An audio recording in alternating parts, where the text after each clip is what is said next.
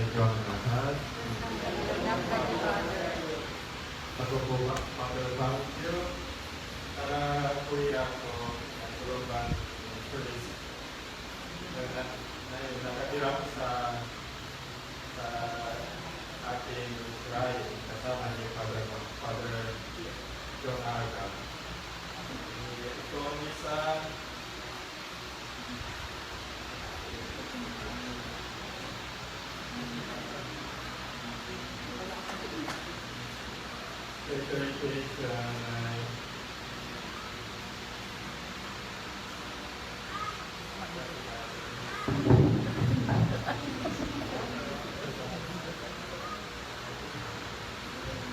Isabak po natin sa misang ito ang special na intensyon at pasasalamat ng Ferrer family. Pasasalamat para sa bigaya ng buhay ni AJ Palito at para sa mabilisang pagaling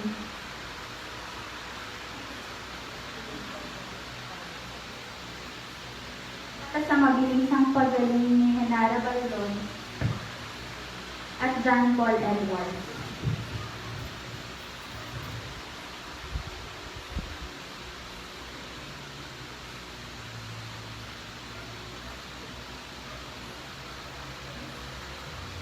Mga kapatid, aminin natin ating mga kasalanan upang tayo maging mararamdaman sa banal ng pagtutulungan.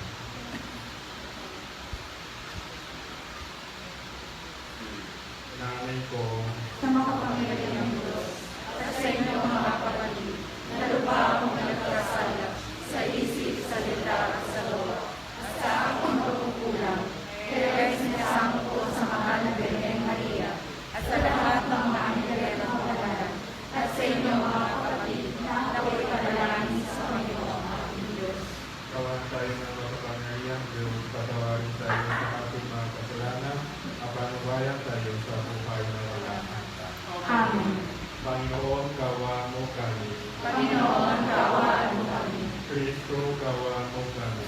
Kristo, kawaan mo kami. Panginoon, kawa mo kami. Panginoon, kawaan mo kami.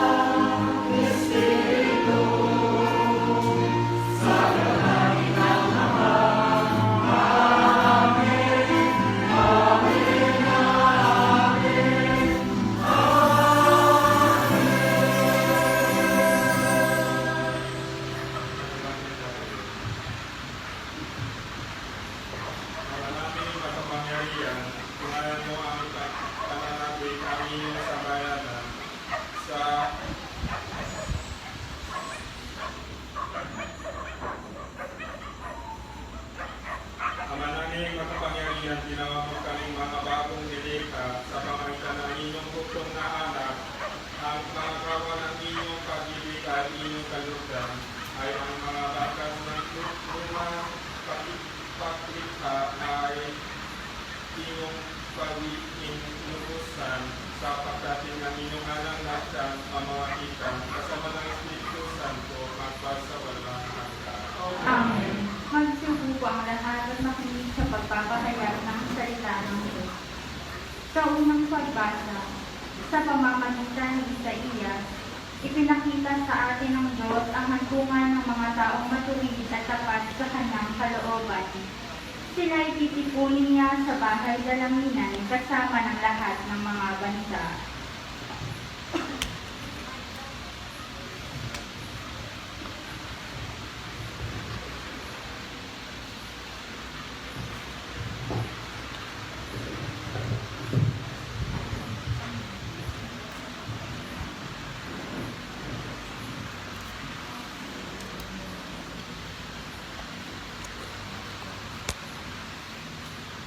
Pagbasa mula sa aklat ni Propeta Ang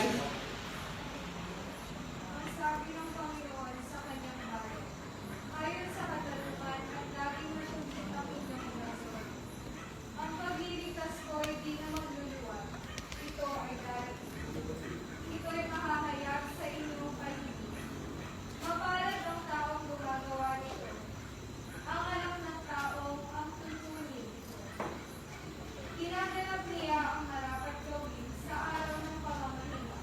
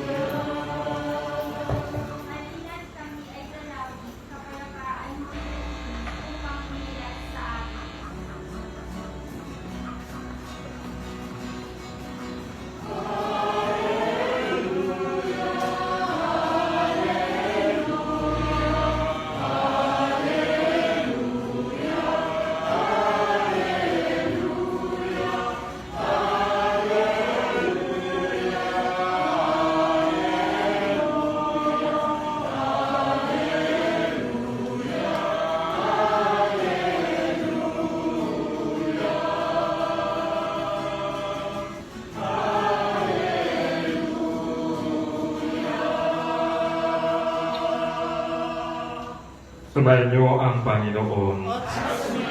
Ang mabuting balita ng Panginoon ayon kay San Juan. Noong panahon iyon, sinabi ni Jesus sa mga Hudyo, nagpasuhod kayo kay Juan at nagpatotoo siya tungkol sa katotohanan. Hindi sa kailangan ko ang patotoo ng tao. Sinasabi ko lamang ito para maligtas kayo. Si Juan ay para maningas na ilaw na nagliliwanag noon at kayo'y sandaling nasyahan sa kanyang liwanag. Ngunit may patotoo tungkol sa akin na higit sa patotoo ni Juan. Ang mga kawang ipinakagawa sa akin ng Ama at siya ko namang kinaganap, iyan ang nagpapatotoo na ako'y sinugo niya. Ang mabuting balita ng Panginoon.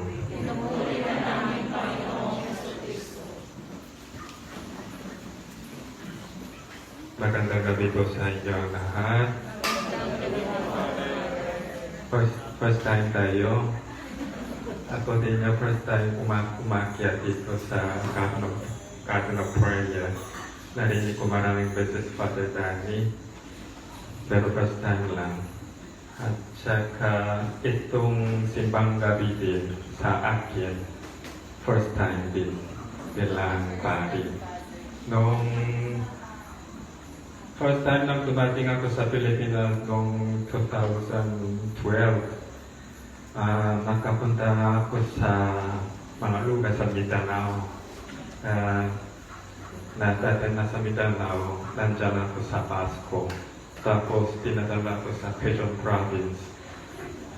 Tapos walang kuryente, walang CR, walang tubig. Meron may dagat. Sa tabi ng bahay, dagat. Natakot ako ng tubig. Nakita ko na ako. Kaya first experience ay sa tingin ko, meron tayong dalawang siguro pakiramdam. Yung una, exciting. Pero sa ibang pakiramdam ay takot. Kaya medyo nervous ako, tapos natatakot ako na yun. At saka yung medyo nilolok ang puso ko na yun. Baka makalimutan at hindi ko alam anong sinasabi na yun. At saka tapos bumalik ako noong 2018 na nasa Manila, Malate Church ay Columban Parish. Kaya na-mission ako nandyan sa simbang gabi. Pero maraming guest priest na misa sila. Kaya itong simbang, at saka last year, napakasyon ako sa Korea. Kaya itong simbang gabi talagang first time. Yung first time yan. At saka yung Pasko sa akin, medyo yung dapat malamig. Pero kasi dati bago umalik ako sa Pilipinas, pinadala ko sa Ireland din, malamig doon. Sa Korea din, lagi malamig sa Pasko. Kaya yung habang Pasko ay dapat may snow sa labas. At saka dapat suot ako ng yung makapal mga damit. Pero na yung t-shirt lang kayo. At saka mainit. Tapos may maraming electric fan.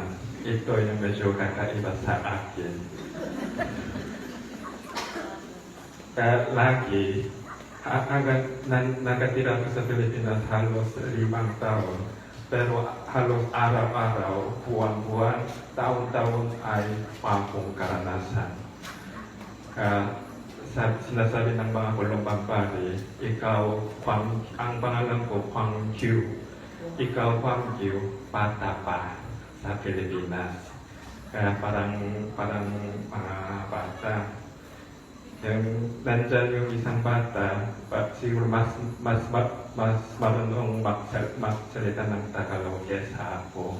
Ako parang grade 1. Kaya minsan hindi ko naintindihan anong nasasabi kayo sa akin. At saka lagi yung mga jeepney din, lagi may bago. Mga tao din bago. Kaya hindi ako marunong maalala yung pangalan ninyo. Medyo kakaiba.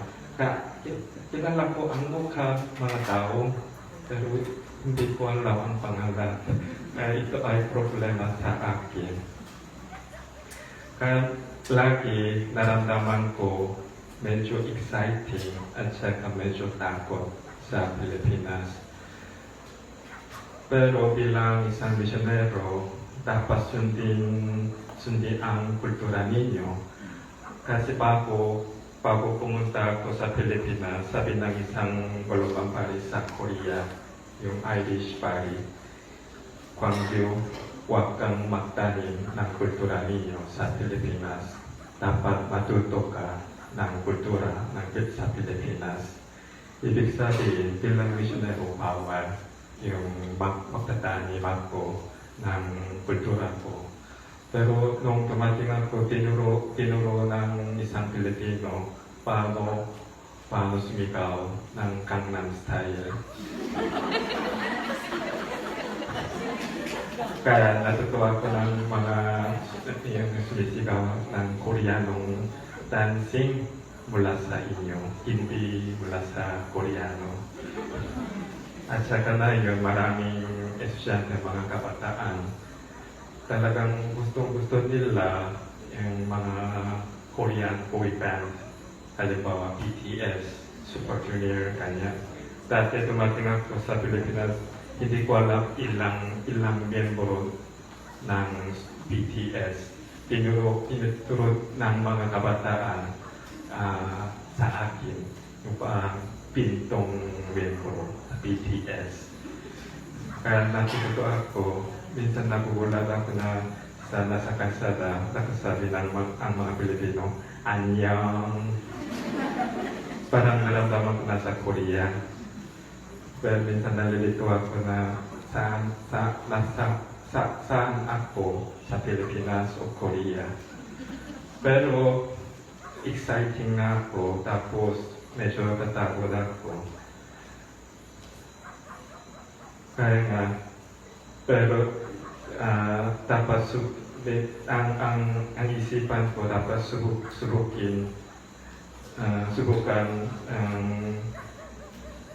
hindi pwede maging Pilipino, pero sa tingin ko kalahati lang Pilipino, kalahati lang Koreano na yun. Pero siyempre maraming mahirap nasa ating mundo. At saka iniisip ng mga tao sa Old Testament, naniwala ang mga tao kung magkaroon ang isang taong maraming kayamanan ng ang hulungan ito na binigyan na siya ng Diyos ng mga biyaya.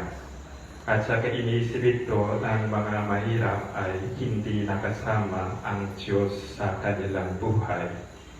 Baka isipin ito ng mga tao hanggang ngayon. Pero sa tingin ko, hindi totoo. Hindi totoong lagi magkakasama ang Diyos sa mga mayaman lang. Sa tingin ko, hindi totoo. Pero dapat isipin natin, bakit nagiging tao ang ating Diyos? Saan ng anak sina Maria at Jose ni Jesus? A manger was his first home. Yung parang plato ng para sa mga hayop ay unang bahay ni Jesus. wala siyang marangyang pahay, hindi komportable ang kanyang buong buhay, wala siyang security, lagi inatak ng mga sacerdote at sa mga matatanda ng bayan kay Jesus. Pero lagi hinahanap ni Jesus ang mga mahirap, ang mga tao na sukat ng puso at mga makasalanan kasi wala silang choice sa kanilang buhay. Talagang depende ang kanilang buhay sa Diyos. Kung nais nila hanapin ang Diyos, gusto makasama si Jesus sa mga tao, kaya naging tao siya para sa atin. Tinapon niya ang kanyang kapangyarihan, isang bilang persona ng Diyos dahil sa kanyang pag-ibig at pag-asa para sa atin. Nakaranas ako ng kahirapan noong bata ko. Talagang mahirap ang pamilya ko. Yung isang kwarto lang ang pamilya ko. Lagi yung hiwalay ng magulang ko noong bata ko. Kaya nagtrabaho ang nanay ko sa labas. At saka nagpasok ang kuya ko sa elementary. Lagi nasa kwarto lang ako. Kaya minsan sinara na yung pintuan sa kwarto. Tapos lagi iniwan ako sa kwarto. Sa isang araw, nakita ko ang isang malaking daga sa kwarto. Halos kalahating araw lang nasa kwarto ako at yung malaking daga. Noong dumating ang nanay ko, pinuksan ng pintuan, yung malaking daga lumabas. Ako lang yung ganito. Tapos sabi lang nanay ko, anong nangyari? Yung kalahating araw, nakasama ko yung isang malaking daga. Kaya nung dati, pinadala ko sa Quezon Province, sabi ko malapit sa daga. Kaya sabi ng isang bata, Kuya, maligo tayo sa dagat. Sa akin, dagat at dagat parehas lang. Kaya natakot ako anong ibig sabihin dagat. Kaya maraming dagat sa tabi ng bahay. Kaya sabi ko, ayoko maligo sa dagat. Pero ganitong takot, yung hindi magandang karanasan, kaya meron tayong maraming takot. Pero alam natin ano ang kahirapan. Yung poverty is not a romantic life. At saka, it is real life. Kaya nga, nahihirapan ako makita ang mga mahirap at sugat ng mga puso sa Pilipinas at saka sa ating mundo. Kaya minsan iniisip ko, hindi ako karapat-dapat dito sa Pilipinas bilang isang misyonarong pari at saka isang tao kasi hindi ko kaya tulungan ang mga tao.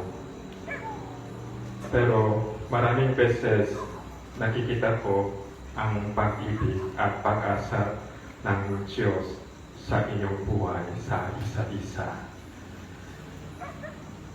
Ngayon, nagsimula na ang simbang gabi na iyon. Baka maramdaman ninyo exciting at saka medyo takot dahil sa COVID-19.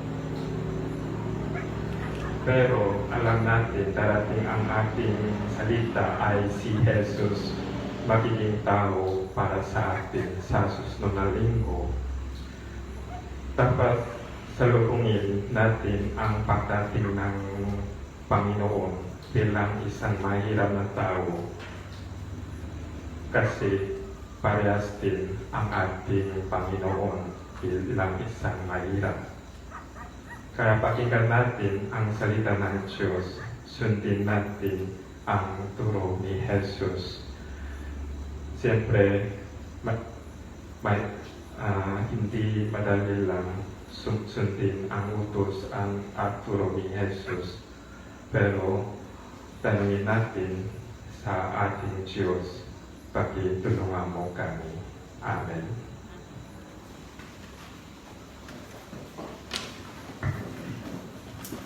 Manalangin tayo sa Diyos, amang nagsuko kay Jesus upang magsilbing liwanag nating lahat. Buong tiwala tayo manalangin, Panginoon, aming liwanag, tingin mo kami. Panginoong aming liwanag, tingin mo kami. Manatili nawang tapat ang Santo Papa Francisco, mga obispo, mga pari at mga diakono sa sinumpaan nilang tungkuling kilalanin, isabuhay at ibahagi sa Jesucristo sa sanlibutan. Manalangin tayo. Maging tagapagtanggol nawa ng katotohanan ng mga namumuno sa pamahalaan at wakasan nawa nila ang mga kasinungalingang nagdudulot ng pagkakawatak-watak sa lipunan. Manalangin tayo. Makaramdam nawa ng kaginhawaan at pag-asa ang mga kapatid nating nagtitiis sa kahirapan, mga inaabuso, mga biktima ng karahasan, krimen at panlarambong. Mabigyang pansin at akayin nawa sila ng mga tao may mabuting kalooban. Manalangin tayo. Maisaloob nawa namin ang buhay ng ating Inang Maria na nananatiling nakatutok sa kalooban ng Diyos sa halip ng mga bala ng ibang mga alalahanin. Manalangin tayo. Makapiling nawa ng Diyos ang mga kapatid nating namayapa na at matagpuan nila sa kanyang kaharian ang liwanag ng di nagmamaliw. Manalangin tayo.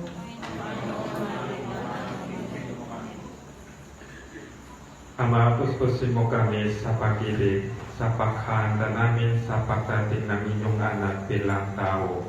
Naway, pag-alabin mo ang pag-asa sa aming mga puso. Hinihiling namin ito sa pamamagitan ni Jesucristo, aming Panginoon. Amen.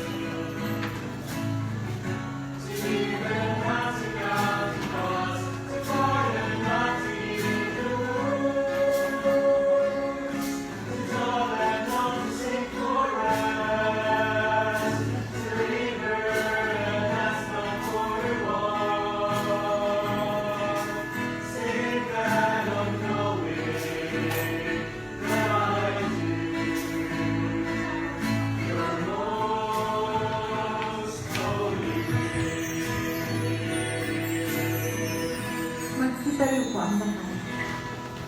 Manalangin kayo mga kapatid upang ang pagkain natin ay kalugtan ng Diyos amang makapangyarihan. Tanggapin ng walang Panginoon itong paghahain sa iyong mga kamay, sa kapurihan niya at karangalan sa aking kapakinabangan at sa buong sambayanan ng banal. Manaming lumikha ang mga alay namin nakahain sa inyong dambana ay papanalin nawa ng paglukok ng banal na espiritu na pumuspos sa sinapupunan ng mahal na Birhen Maria upang magtalang tao at magsilang sa inyong anak na siyang namamagitan magpasawalang hanggang. Amen. Sumainyo ang Panginoon. At sumayin, Itaas sa Diyos ang inyong puso at diwa. inaas na namin sa Panginoon. Pasalamatan natin ang Panginoong ating Diyos. Marapat na siya ay pasalamatan. Ama naming makapangyarihan, tunay na kamarapan na ikaw ay aming pasalamatan sa pamagitan ni Kristo na aming Panginoon. Ang pagsusuko mo sa Kanya ay ipinahayag ng lahat ng mga propeta. Ang pagsilang niya ay pinanabikan ng mahal na Birhen Kanyang inang, tunay sa kapangyarihan ng Espiritong Banal. Ang pagkasing niya ay inilahat ni San Juan Bautista sa kanyang pagbibinyag na iyong pinaghahandaan namin ang maligayang araw ng kanyang pagsilang. Kami nananabik at nananalangin lubos na makaharap sa kanyang kadakilan. Kaya kaisa ng mga anghel, magsisiyawi ng papuri sa iyo nang walang kumpay sa kalangitan, kami natutuni sa inyong kadakilaan.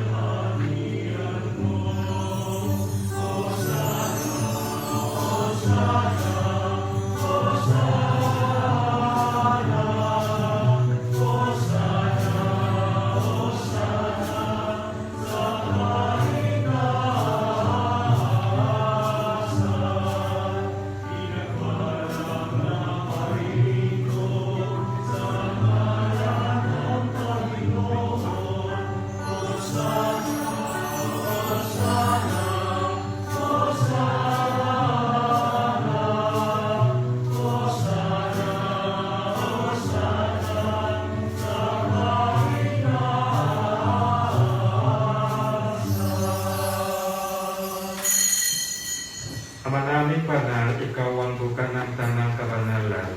Kaya sa pamagitan ng inyong Espiritu, gawin mong banal ang mga kaloob na ito upang para sa amin maging katawan at dugo ng aming Panginoong Hesus Kristo. Bago niya pinagpisan ko sa loob na maging handog, hinawakan niya ang tinapay, pinasalamatan kanya, pinaghati-hati niya iyon, iniyabot sa kanyang mga alagad at sinabi, tanggapin ninyong lahat ito at kanin. Ito ang aking katawan na ihahandog para sa inyo.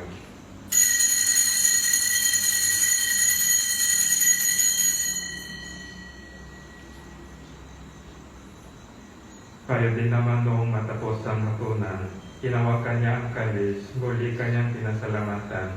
Iniyabot niya ang kalis sa kanyang mga alagad at sinabi, tanggapin ninyong lahat ito at inumin.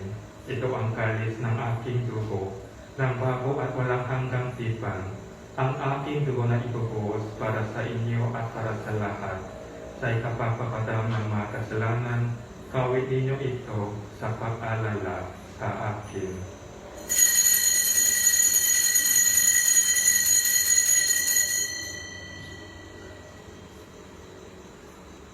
Ipapunin natin ang misteryo ng pananampalataya.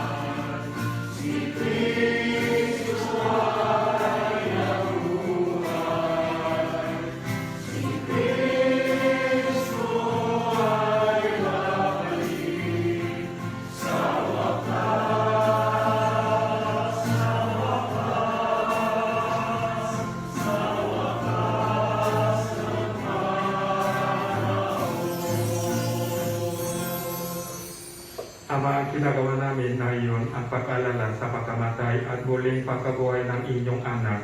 Kaya't inialay namin sa iyo ang tinapay na nagbibigay buhay at ang kalis na nakakaloob ng kaligtasan. Kami nagpapasalamat ay kami inyong minarapat na tumayo sa harap mo para mamingkos sa iyo. Isinasamo namin kami magkasalo-salo sa katawan at dugo ni Kristo ay makunok sa pagkakaisa sa pamamagitan ng Espiritu Santo. Ama, tingkatin mo ang inyong simbahan. Laganap sa buong daigdig, kuskusin mo kami sa pag-ibig kaysa ni Francisco na aming Papa, ani Bartolome na aming Obispo ang nagdanang kaparian. Alalahanin mo rin ang mga kapatid na hinay ng may pag-asang sila'y muling mabubuhay, gayon din ang lahat ng mga pumanaw. Kawa mo sila at patuloyin sa inyong kaliwanagan. Kawa mo at ipag-indapatin kaming lahat na magkasalo sa inyong buhay na walang wakas. Kaysa ng mahal ng Birheng Maria na ina ng Diyos, kaysa ng mga apostol at ng mahal ng mga banal na nanguhay dito sa daigdig ng kaluluko sa iyo, may pagpiliwang nawa namin ang pagpupuri sa ikararangan mo sa pamamagitan ng inyong anak na aming Panginoong Hesus Kristo.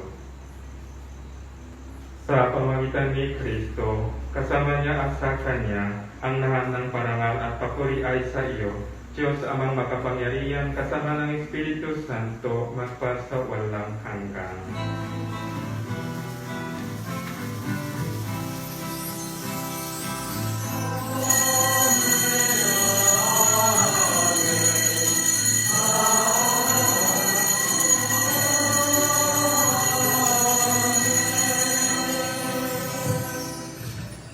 Sa tagubilin ng mga nagagaling na utos sa turo ni Jesus na Panginoon natin at Diyos, ipayag natin ng lakas loob.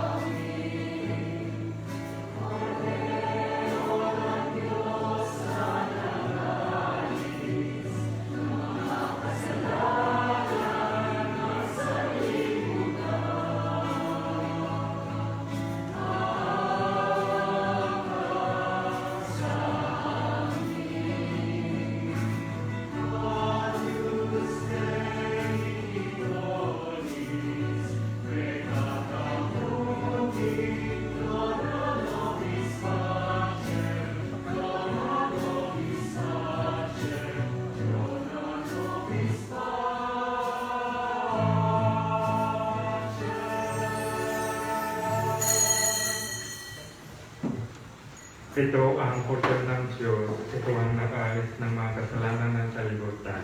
Papalat ang mga inaanyayahan sa kanyang tikin. Sa iyo, ngunit sa isang salita mo lamang ay darating na.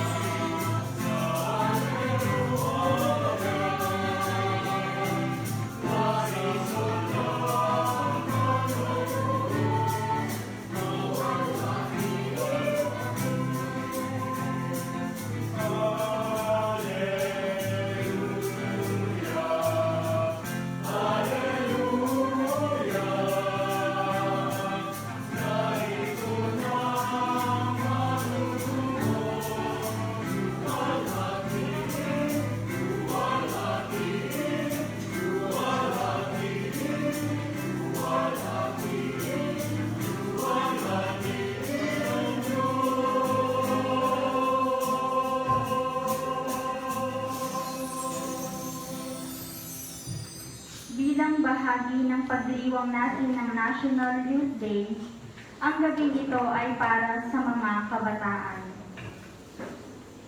Kaya po tinatawagan namin yung mga kabataang narito po na maaaring pumunta po sa gitna.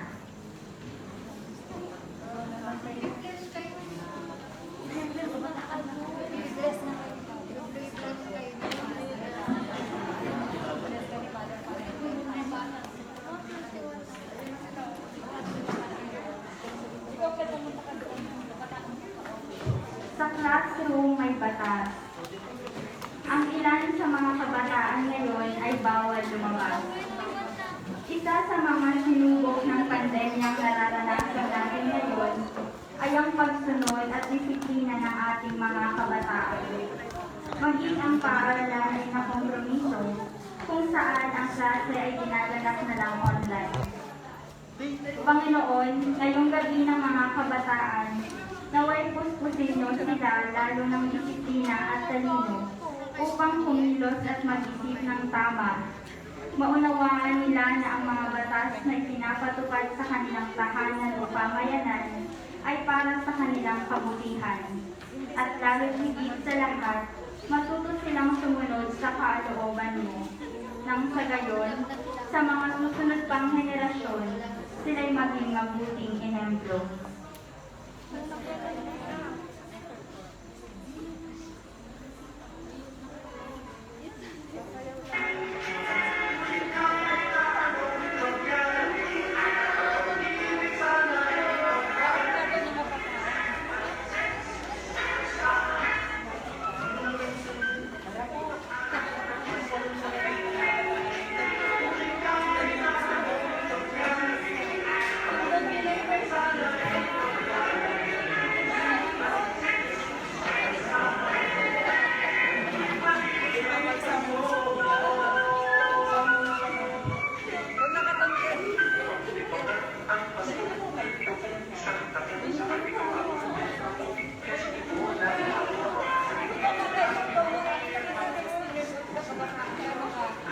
Palakpakan po natin ang ating mga kabataan.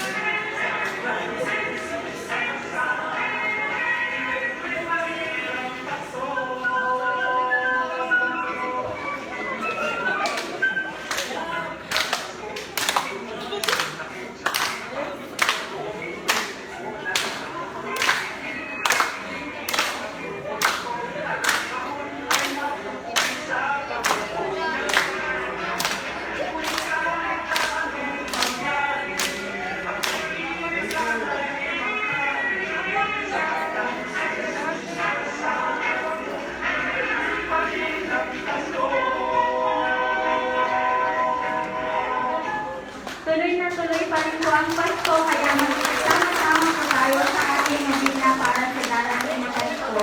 Nais rin po namin masalamatan ng sponsor ngayong gabi, sina Mr. and Mrs. John Abordo and family. Sa mga nagnanais pong maging sponsor ng mga susunod nating simbang gabi, maaari po tayong makipag-ugnayan sa mga volunteers po ng Garden of Prayer. Muli po maraming salamat. Magsitayo po ang lahat.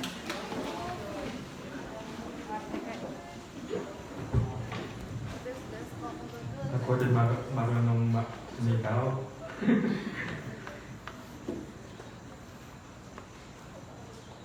Panalangin tayo. Ama naming mapagmahal, sa aming pagsasalo sa pananahain na lagi, nawa namin madama ang inyong kagandang loob upang kami magamit ng kaligtasan pagkudaran sa pagkakatawag tao ng inyong anak na iyong aming kinukunita ang kanyang ina sa pamagitan din ni Yesu Kristo kasama ng Espiritu Santo magpasawalang hanggan. Amen. Isang salita yun para sa mga kabataan. It's not easy yung nakatira po sa ibang bansa bilang Taiwan. Yung lagi nahirapan ako yung maraming mahirap sa aking buhay. Pero naniniwala ko na lagi tulungan ako ng Diyos. Kaya huwag kayong sumuko dahil sa inyong kahinaan.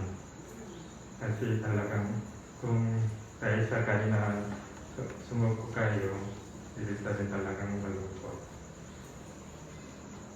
Lagi ang Diyos natin sa harap inyong yung paraan at saka sa likod at saka sa tabi, lagi nakakasama siya sa inyong buhay. Sumainyo ang Panginoon. Ay sumainyo din. Pagpalain kayo ng makapangyarihang Diyos, Ama at Anak at ng Espiritu Santo. Amen. Pagpalain kayo ng makapangyarihang Diyos. Tapos na ang banal na misa, pumayo kayong mapayapa. Salamat sa Diyos.